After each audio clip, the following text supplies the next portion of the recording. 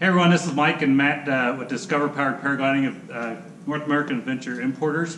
Today we're going to show you how to do a few upgrades, a few other things, and also our foot is starting to get wore out and starting to get a little bit weak, so we're also going to replace the carbon foot. So we're going to take long. If you have any questions, definitely post them in the comments below or email us at info@flyppg.com.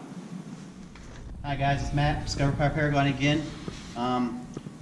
This is one of our trainers we've had for a little over a year now, and has trained roughly 50 to 60 students. And after all the abuse, the typical student butt leanings, little things, we finally broke a foot.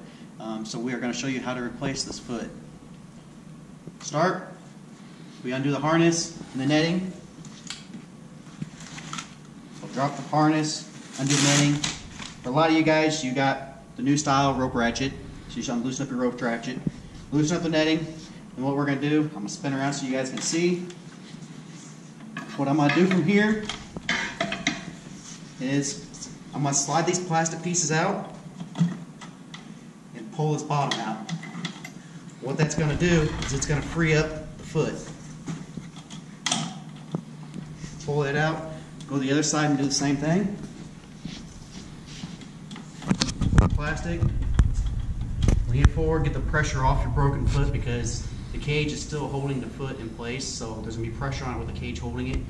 So lean it forward, get the pressure off of it, and you can slide the cage off nice and easy. From here, as you can see, it kind of leans back. I'm going to take and pull the fuel tank off and the fuel line in. So undo the cap, pull your fuel line out of your fuel tank. Connect it up to your rubber piece up next to your buckle. Keep the fuel line off the ground.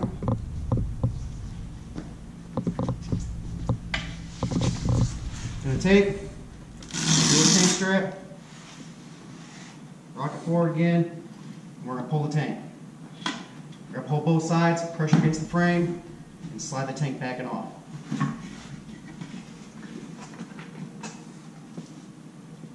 Grab the tank off. From here, I'm going to lay it down on its face, set her down on the ground, keep it to where you have some pressure upward. I usually take a chair or something, and just kind of keep it towards sitting up a little bit.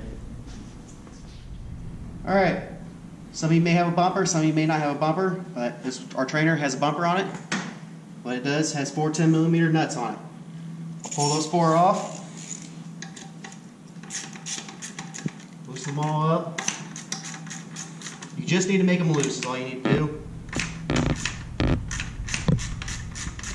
Get good loose. From here, as I got them all loose, you should be able to grab a rubber piece and break them all loose. Grab a hold of 2 fingers or 3 or whatever you got to do, and you should be able to spin it. Back them all out equally, because if you don't, you'll put more pressure on one side and it makes it harder to do. So got 2 of them loose, that one loose, and this one's off. Your bumper's off, that easy. Now from here, what I'm going to do is I'm going to pull this nut off, this bolt that's on our chassis. That's what's holding the foot on. I will take a 4mm Allen wrench on the bottom side of the bolt, and then a 10mm socket, and take this nut off. Do that on both sides. From here, pull the nuts off, set them aside. You'll take these bolts, and they're in there tight. You have to unscrew them or push them out of place. So these ones are working out pretty easy. Sometimes you got to unscrew it a little bit. So now it's ready to come loose and come free.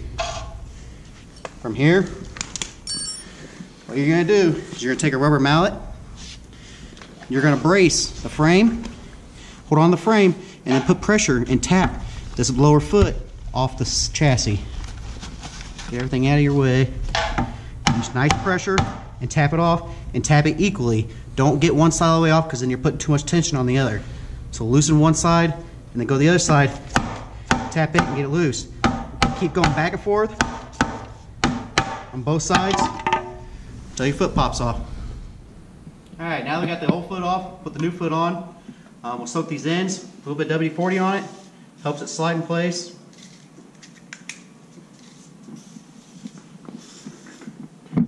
Get her nice and wet with WD-40.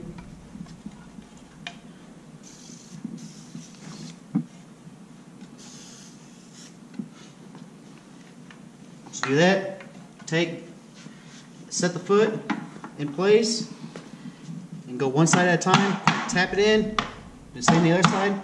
You work both these sides in together so you don't create no tension. We'll hold this chassis and we'll tap that bottom of the foot with the rubber mallet until it goes all the way in. You'll see the gap closes up. Now she's in place. Take drill and a 1/4 inch drill bit. And it is solid carbon fiber that you're drilling into, so it takes a second. And we'll drill new holes. So I always start on the top side and kind of mark it in both of them. Then I'll go from the bottom side up so you have good pressure to do the rest. Make sure you got a nice clean hole on both of them. From there, you'll take your 2 bolts, go from the front side of the chassis towards the back, and slide them in place. Put your nuts on.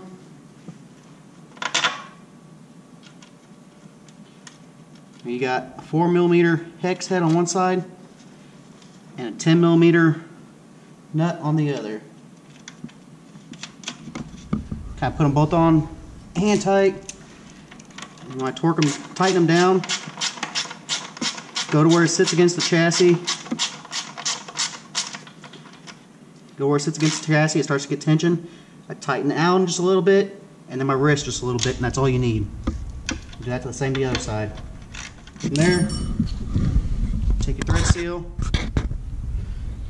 mark it on both sides.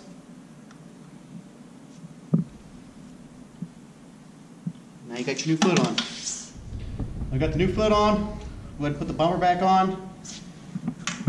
Start with getting all the holes and the bumper threads all lined up with the inserts. And you snug them in. Kind of work them all in together.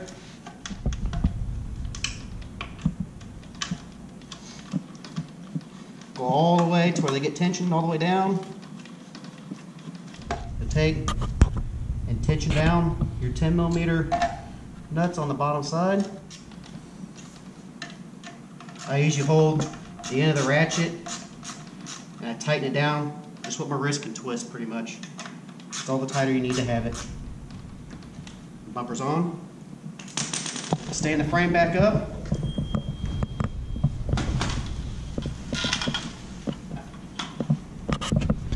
Here. Yoke pieces, slide on the bottom side, slide these two together, slide your plastic cage connector back into your spar. Make sure the netting's on the front side when you do it. Sometimes they get stiff, you just kind of twist the spar a little bit as you slide together. They slide together really easy. Here, go ahead and tension down the netting. Buckle my harness back up.